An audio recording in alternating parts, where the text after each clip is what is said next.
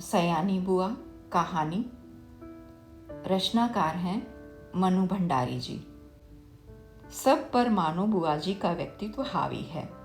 सारा काम वहाँ इतनी व्यवस्था से होता जैसे सब मशीनें हों जो कायदे में बंधी बिना रुकावट अपना काम किए चली जा रही हैं।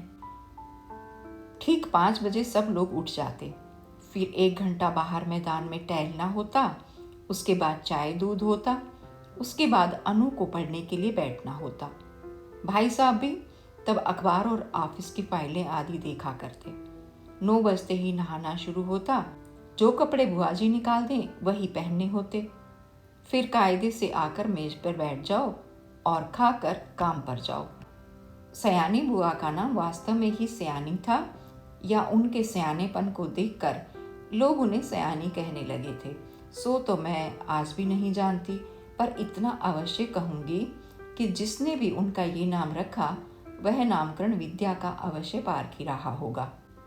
बचपन में ही वे समय की जितनी पाबंद थी, अपना सामान संभाल कर रखने में जितनी पटु थी और व्यवस्था की जितना कायल थी, उसे देखकर चकित हो जाना पड़ता था। कहते हैं जो पेंसिल वो एक बार खरीदती थी वह जब तक इतनी छोटी न हो जाती कि उसकी पकड़ में भी ना आए तब तक उससे काम लेती थी। क्या मजाल कि वह कभी खो जाए या बार बार नोक टूटकर समय से पहले ही समाप्त हो जाए। जो रबड़ उन्होंने 4th कक्षा में खरीदी थी उसे 9वीं कक्षा में आकर समाप्त किया। उम्र के साथ साथ उनकी आवश्यकता से अधिक चतुराई भी प्रौढ़ता धारण करती गई और फिर बुआ जी के जीवन में इतनी अधिक घुल मिल गई कि उसे अलग करके बुआ जी की कल्पना ही नहीं की जा सकती थी। उनकी एक एक बात पिताजी हम लोगों के सामने उदाहरण के रूप में रखते थे, जिसे सुनकर हम सभी खैर मनाया करते थे कि भगवान करे वे ससुराल में ही रहा करें, वरना हम जैसे अस्त व्यस्त और अव्यवस्थित जनों का तो जीना हराम हो जाएगा। ऐसे ही सयानी बुआ के पास जाकर पढ़ने का प्रस्ताव जब मेरे सामने रखा गया तो कल्पना कीजिए मुझ पर क्या बीती होगी। मैंने साफ इनकार कर दिया कि मुझे आगे पढ़ना ही नहीं, पर पिताजी मेरी पढ़ाई के विषय में इतने सतर्क थे कि उन्होंने समझाकर, डांटकर और प्यार दुलार से मुझे राजी कर लिया। सच में राजी तो कर लिया, समझिए अपनी इच्छा पूरी करने के लिए बाध्य कर लिया। और भगवान का नाम गुहारते गुहारते मैंने घर से विदा ली और उनके यहाँ पहुंची। इसमें संदेह नहीं कि बुआ जी ने बड़ा स्वागत किया, पर बचपन से उनकी ख्याति सुनते सुनते उनका जो रुद्र रूप मन पर छाया हुआ था, उसमें उनका वह प्यार कहाँ तिरोहित हो गया मैं जान ही ना पाई। हाँ, बुआ जी के पति, जिन्हें हम भाई साहब कहते थे, बहुत ही अच्छे स्वभाव के व्यक्ति थे और सबसे अच्छा कोई घर में लगा तो उनकी 5 वर्ष की पुत्री अनु। घर के इस नीरस और यंत्र चालित कार्यक्रम में अपने को फिट करने में मुझे कितना कष्ट उठाना पड़ा और कितना अपने को काटना छाटना पड़ा, ये मेरा अंतर्यामी ही जानता है। सबसे अधिक तरस आता था अनु पर। वह इस नन्ही सी उम्र में ही प्रौढ़ हो गई थी। न बच्चों का सा उल्लास, न कोई चहचहाट। एक अज्ञात भय से वह घिरी रहती थी। घर के उस वातावरण में कुछ ही दिनों में मेरी भी सारी हंसी खुशी मारी गई। यूं बुआ जी की गृहस्थी जमे 15 वर्ष बीत चुके थे, पर उनके घर का सारा सामान देखकर लगता था मानो सब कुछ अभी कल ही खरीदा हो। गृहस्थी जमाते समय जो कांच और चीनी के बर्तन उन्होंने खरीदे थे, आज भी ज्यों के त्यों थे, जबकि रोज उनका उपयोग होता था। वे सारे बर्तन स्वयं खड़ी होकर साफ करवाती थी। क्या मजाल कोई एक चीज भी तोड़ दे। एक बार नौकर ने सुराही तोड़ दी थी। उस छोटे से छोकरे को उन्होंने इस कसूर पर बहुत पीटा था। तोड़ फोड़ से तो उन्हें सख्त नफरत थी। ये बात उनकी बर्दाश्त के बाहर थी। उन्हें बड़ा गर्व था अपनी इस सुव्यवस्था का। वे अक्सर भाई साहब से कहा करती थी कि यदि वे इस घर में न आती तो न जाने बेचारे भाई साहब का क्या हाल होता।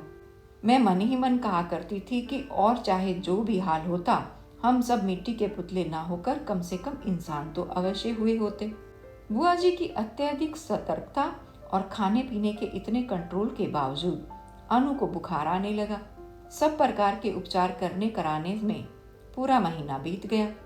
पर उसका बुखार ना उतरा। बुआ जी की परेशानी का पार नहीं। अनु एकदम पीली पड़ गई। उसे देखकर मुझे लगता मानो उसके शरीर में ज्वर के कीटाणु नहीं, बुआ जी के भय के कीटाणु दौड़ रहे हैं, जो उसे ग्रसते जा रहे हैं। वह उनसे पीड़ित होकर भी भय के मारे कुछ कह तो सकती नहीं थी, बस सूखती जा रही है। आखिर डॉक्टर ने कई प्रकार की परीक्षाओं के बाद राय दी कि बच्ची को पहाड़ पर ले जाया जाए और जितना अधिक उसे प्रसन्न रखा जा सके रखा जाए। सब कुछ उसके मन के अनुसार हो, यही उसका सही इलाज है। पर सच पूछो तो बेचारी का मन बचा ही कहाँ था। भाई साहब के सामने एक विकट समस्या थी। बुआ जी के रहते ये संभव नहीं था, क्योंकि अनजाने ही उनकी इच्छा के सामने किसी और की इच्छा चल ही नहीं सकती थी। भाई साहब ने शायद सारी बात डॉक्टर के सामने रख दी। तभी डॉक्टर ने कहा कि माँ का साथ रहना ठीक नहीं होगा। बुआ जी ने सुना तो बहुत आनाकानी की, पर डॉक्टर की राय के विरुद्ध जाने का साहस वे कर नहीं सकी, सो मन मारकर वहीं रही। जोर शोर से अनु के पहाड़ जाने की तैयारी शुरू हुई। पहले दोनों के कपड़ों की लिस्ट बनी, फिर जूतों की, मोजों की, गर्म कपड़ों की, ओढ़ने बिछाने के सामान की, बर्तनों की। हर चीज रखते समय वे भाई साहब को सख्त हिदायत कर देती कि एक भी चीज खोनी नहीं चाहिए। देखो, ये फ्रॉक मत खो देना, 7 रुपए मैंने इसकी सिलाई दी है। ये प्याले मत तोड़ देना, वरना 50 रुपए का सेट बिगड़ जाएगा। और हाँ, गिलास को तुम तुच्छ समझते हो, उसकी परवाह ही नहीं करोगे, पर देखो ये 15 बरस से मेरे पास है और कहीं खरोच तक नहीं है, तोड़ दिया तो ठीक न होगा। प्रत्येक वस्तु की हिदायत के बाद वे अनु पर आए। वह किस दिन किस समय क्या खाएगी उसका मेनू बना दिया। कब कितना घूमेगी, क्या पहनेगी, सब कुछ निश्चित कर दिया। मैं सोच रही थी कि यहाँ बैठे बैठे ही बुआ जी ने इन्हें ऐसा बांध दिया कि बेचारे अपनी इच्छा के अनुसार क्या खाक करेंगे। सब कह चुकी तो जरा आदर स्वर में बोली, कुछ अपना भी ख्याल रखना, दूध फल बराबर खाते रहना। हिदायतों की इतनी लंबी सूची के बाद भी उन्हें यही कहना पड़ा, जाने तुम लोग बिना मेरे कैसे रहोगे, मेरा तो मन ही नहीं मानता। हाँ, बिना भूले रोज एक चिट्ठी डाल देना। आखिर वह क्षण भी आ पहुंचा जब भाई साहब एक नौकर और अनु को लेकर चले गए। बुआ जी ने अनु को खूब प्यार किया, रोई भी। उनका रोना मेरे लिए नई बात थी। उसी दिन पहली बार लगा कि उनकी भयंकर कठोरता में कहीं कोमलता भी छिपी है। तब तक तांगा दिखाई देता रहा, वे उसे देखती रही। उसके बाद कुछ क्षण निर्जीव सी होकर पड़ी रही, पर दूसरे ही दिन से घर फिर वैसे ही चलने लगा। भाई साहब का पत्र रोज आता था, जिसमें अनु की तबीयत के समाचार रहते थे। बुआ जी भी रोज एक पत्र लिखती थी, जिसमें अपनी उन मौखिक हिदायतों को लिखित रूप से दोहरा दिया करती थी। पत्रों की तारीख में अंतर रहता था, बात शायद सब में वही रहती थी। मेरे तो मन में आता था कह दूं, बुआ जी रोज पत्र लिखने का कष्ट क्यों करती हैं? भाई साहब को लिख दीजिए कि एक पत्र गत्ते पर चिपकाकर पलंग के सामने लटका लें और रोज सवेरे उठकर पढ़ लिया करें। पर इतना साहस था नहीं कि ये बात कह सकूं।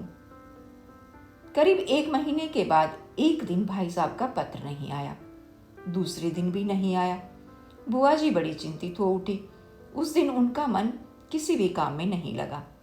घर की कसी कसाई व्यवस्था कुछ शिथिल सी मालूम होने लगी। तीसरा दिन भी निकल गया। अब तो बुआ जी की चिंता का पार नहीं रहा। रात को वे मेरे कमरे में आकर सोई, पर सारी रात दुस्वप्न देखती रही और रोती रही, मानो उनका वर्षों से जमा हुआ नारित्व पिघल पड़ा था और अपने पूरे वेग के साथ बह रहा था।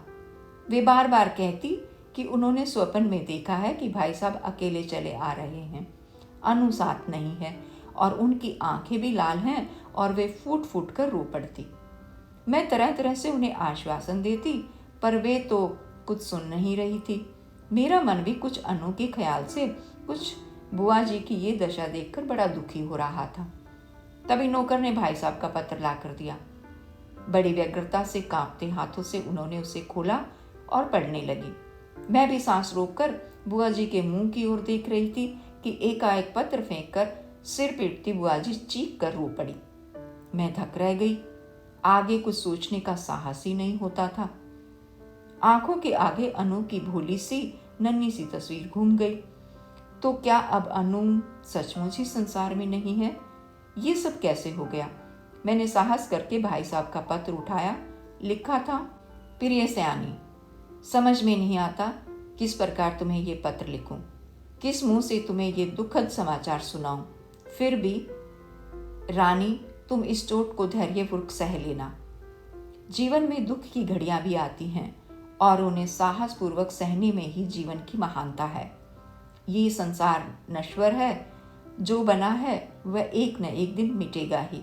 शायद इस तथ्य को सामने रखकर हमारे यहाँ कहा है कि संसार की माया से मोह रखना दुख का मूल है। तुम्हारी इतनी हिदायत के और अपनी सारी सतर्कता के बावजूद मैं उसे नहीं बचा सका। इसे अपने दुर्भाग्य के अतिरिक्त और क्या कहूँ। ये सब कुछ मेरे ही हाथों होना था। आंसू भरी आंखों के कारण शब्दों का रूप अस्पष्ट से अस्पष्टतर होता जा रहा था और मेरे हाथ कांप रहे थे। अपने जीवन में ये पहला अवसर था जब मैं इस प्रकार किसी की मृत्यु का समाचार पढ़ रही थी।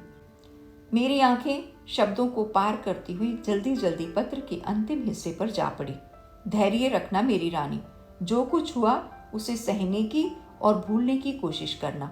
कल 4 बजे तुम्हारा 50 रुपए वाले सेट के दोनों प्याले मेरे हाथ से गिरकर टूट गए। अनु अच्छी है, शीघ्र ही हम लोग रवाना होने वाले हैं। 1 मिनट तक मैं हतबुद्धि सी खड़ी रही, समझ ही नहीं पाई ये क्या हो गया। ये दूसरा सदमा था। जो ही कुछ समझी मैं जोर से हंस पड़ी। किस प्रकार मैंने बुआ जी को सत्य से अवगत कराया वह सब मैं कोशिश करके भी नहीं लिख सकूंगी, पर वास्तविकता जानकर बुआ जी भी रोते रोते हंस पड़ी। 5 आने की सुराही तोड़ देने पर नौकर को बुरी तरह पीटने वाली बुआ जी 50 रुपए वाले सेट के प्याले टूट जाने पर भी हंस रही थी। दिल खोलकर हंस रही थी, मानो उन्हें स्वर्ग की निधि मिल गई हो।